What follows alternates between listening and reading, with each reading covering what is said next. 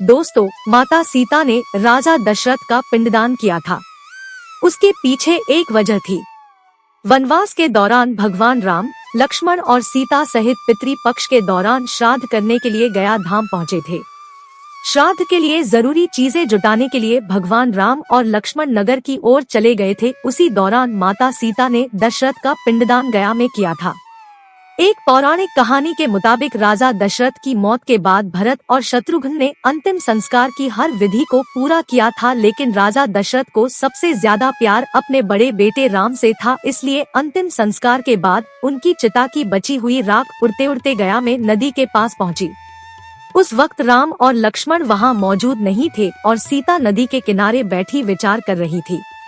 तभी सीता को राजा दशरथ की छवि दिखाई दी, पर सीता को यह समझने में जरा सी भी देर नहीं लगी कि राजा दशरथ की आत्मा राख के जरिए उनसे कुछ कहना चाहती है।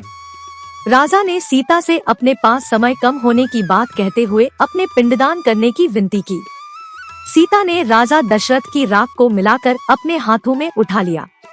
इस दौरान उन्होंने वहां मौजूद एक ब्राह्मण, फाल्गुनी नदी, गाय, तुलसी और अक्षय वट को इस पिंडदान का साक्षी बनाया। सीता की इस बात पर भगवान राम ने यकीन नहीं किया। इसके बाद भगवान राम को गुस्से में देखकर ब्राह्मण, फाल्गुनी नदी, गाय और तुलसी ने झूठ बोलते हुए ऐसी किसी भी बात से इनकार कर दिया, जबकि अक्षय वट ने सच बोलते हुए सीता का साथ दिया। ऐसे में सीता माँ ने गुस्से में आकर चारों जीवों को श्राप दे दिया, जबकि अक्षय वट को वरदान देते हुए कहा कि तुम हमेशा पूजनीय रहोगे और जो लोग भी पिंडदान करने के लिए गया आएंगे, उनकी पूजा अक्षय वट की पूजा करने के बाद ही सफल होगी। श्राद्ध के दिनों में कई हजारों लोग यहाँ पूजा करने के लिए आते हैं। ऐसा कहा जाता है कि गया में पितरों का श्राद्ध करने से उनकी आत्मा को मोक्ष की प्राप्ति होती है। दोस्तों, कमेंट करके बताएं कि आपको हमारी यह प्रस्तुति कैसी लगी।